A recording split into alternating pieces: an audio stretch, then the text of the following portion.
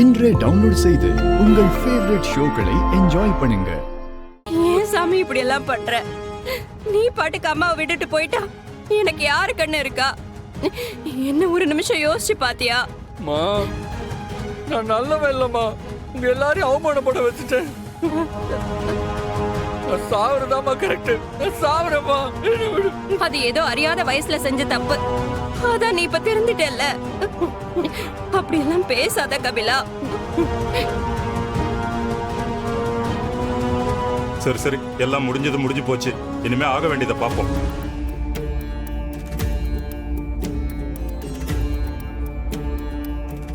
இன்னும் ஆக வேண்டியதுன்னா அந்த ரித்திகா குடும்பம் தான் முடிவு பண்ணணும். இந்த கல்யாணம் வேணுமா வேணாமாங்கிறத அவங்க தான் முடிவு எடுக்கணும்.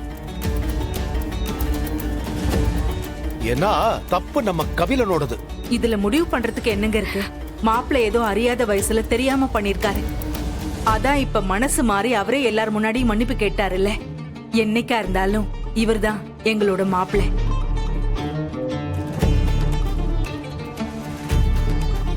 ஆமாங்க, எங்களுக்கு கபிலன் மேல எந்த கோவமோ வருத்தமோ இல்ல. வாங்க எல்லாரும் கல்யாண வேலையை பார்க்கலாம். ஒரே ஒரு நிமிஷம். என்ன நடந்தாலும் பரவாயில்ல, என் தங்கச்சி வாழ்க்கை நல்லா இருக்கணும்னு இவ்ளோ நேரமா போராடினது அயலிதான்.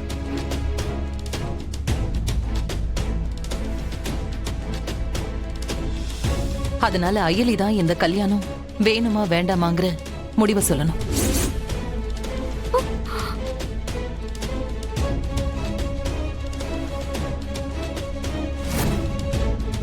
இத்தனை பேரு அவங்களுக்கு எதிராக பேசும்போது கூட நேர்மையும் உண்மையும் தான் ஜெயிக்கும்னு எதிர்த்து நின்னாங்க அயலி.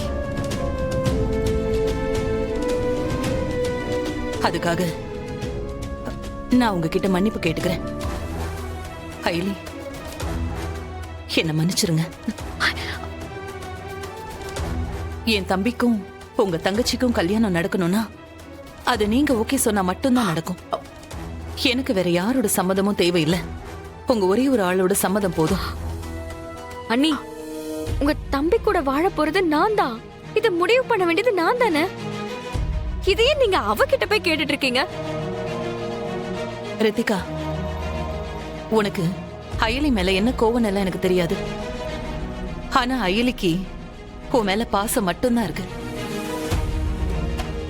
ஆக்சுவலா அவ இடத்துல நான் இருந்திருந்தா கூட இவ்வளவு நேரம் சண்டை போட்டு போராடி இருப்பனான்னு தெரியல. ஓப்பனா சொல்லணும்னா அயலி உனக்கு அக்காவா கிடைச்சது உன்னோட லக்கு தான். நீ அதை என்னைக்கும் மிஸ் பண்ணிடாத.